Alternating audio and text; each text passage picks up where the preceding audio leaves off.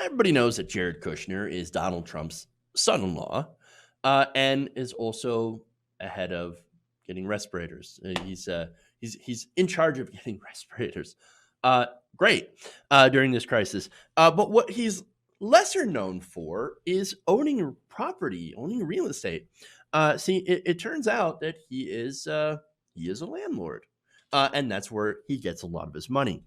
So now he seems to be having some issues making some of his payments on some of his properties. And so he's doing his best to avoid making payments on those properties, which is interesting because right now, a lot of Americans suddenly find themselves in that position where they cannot make the rent because many have lost their jobs.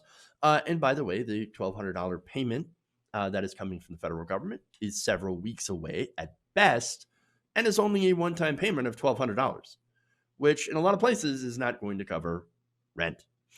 So now that hypocrisy is on full display, as pointed out on a segment on AM Joy. Now, I generally do not show segments from MSNBC unless I'm going to criticize them. In this case, she had on Washington Post reporter David Fahrenthold, who talked about Kushner and his hypocrisy on paying their bills. Let's take a look at that because it's actually brilliant. Let's talk about Jared for just a moment. There is some reporting that rather than relax the rent requirements for his tenants, and some of his tenants are in some tough positions in terms of his buildings in Maryland and other places, that they are enforcing to the maximum that they want their money. What about his income? Because a lot of it does come from, being not the best landlord. I'm not the world's expert on Jared Kushner, but I have read that. One interesting thing is at the same time, the Kushner company is asking for leniency from its lenders. There's a retail space in Times Square that I've read that they are having trouble making the payments on. So they're forcing other people to make payments while trying to get out of them themselves. Oh my God. One of the Trump family getting caught in some sort of hypocrisy? No, I never would have seen it. No, but here's the thing, right? So he's begging his creditors, oh, please don't make me make the payments on the building, while also saying, hey, renters, pay up, pay up. Daddy Kushner needs his money. Ugh, Daddy Kushner. Ooh, okay. That was unintentionally gross and gave me shudders. But okay, anyway. So look, like a lot of landlords, he suddenly finds himself in a position where a lot of the renters cannot afford that rent. Look, April 1st is coming up. That's when the rent's due. A lot of people don't have incomes anymore and will not be able to see unemployment benefits for some time because it takes time, of course, to be able to get those benefits. And again, as I mentioned, that government stimulus check is not going to be here for quite some time. So I wouldn't expect that until probably at the end of April. And so what are people going to do in the meantime? Well, if you're renting from Jared Kushner or if you're renting from a lot of these rental companies, sad day for you. You know why? Because we don't have a national moratorium on rents, which is insane considering the unprecedented crisis that we're in. And so I've seen a lot of images posted to social media of property owners saying, hey, man, look, it sucks to be you, but we've got, rent still due. So if you can't afford it, sad day for you. That is my passive income. Man, maybe some of those property owners should have got a different job. Maybe they should learn to code or flip houses, something like that, instead of living off your passive income. But look, here's the thing. I'm not going to go after all landlords specifically. I'm not saying that they're all bad. I'm not saying that they're all lazy. I'm not saying that they're all like Jared Kushner. But I am saying that if you do want a nice little bit of passive income, I mean, look, depending on how much you purchased a property for, and this is what I'll address later on, but if you purchase property on the cheap and you're still charging pretty high rent, then yeah, that's a nice bit of passive fat income for you.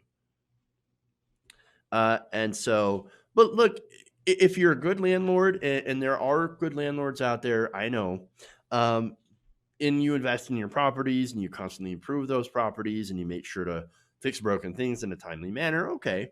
But in this case, being a good landlord, includes understanding extraordinary situations and not booting people into the streets because they can't afford their rent. Jared Kushner is not that type of guy, obviously. He is, for all intents and purposes, a slumlord. And so that, of course, is not a good example of what a landlord should be. I mean, people have described the conditions inside Kushner properties as quite terrible. And so there was an entire documentary about this, about how terrible Kushner is as someone who's a landlord. So, but here's the thing about property rentals in general, right?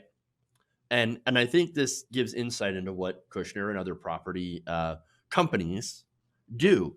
After 2008, we had a financial crisis. A lot of people got their homes foreclosed on, right? A lot of people lost their homes. And these predatory companies came in, they swooped in, they bought them on the cheap, and they converted a lot of them into rentals. They, of course, charge sky-high rent and normally don't do what they're supposed to do. And so now you've got all these people, these companies who came in and did that. Now they're suddenly looking at a potential loss in income because their renters cannot afford it because a lot of them have lost their jobs thanks to this current economic crisis. And so what we need right now is a national rent freeze, right? And also a mortgage freeze. And so here's the thing, right? These same companies, by the way, which are demanding rents, a lot of them actually got tax breaks under the Trump tax law. And so that's also the problem, right? And so what we need is we need a mortgage freeze and we need a rent freeze, and it needs to be federal. Because understand, if you only freeze mortgages, which is something that could definitely conceivably happen, right? You've got to freeze rents too. Because a lot of these companies will take that mortgage freeze and they'll take the time to where, they don't pay their mortgages, but they will continue trying to pocket rent. And so these companies, these landlords, these slumlords like Kushner would take advantage of that to get fat. That's why we have to have a rent freeze. I mean, he's already arguing that he can't pay his creditors, and that's why he should get a mortgage freeze, all while demanding you should pay up. And so that's a problem. And if we don't get a rent freeze, a lot of people will be forced to, not necessarily, choose to, but we would have to have a rent strike, mainly because a lot of people, again, would not have a choice. Hey guys, hopefully you enjoyed that free video. Now I'm going to have to ask you a favor.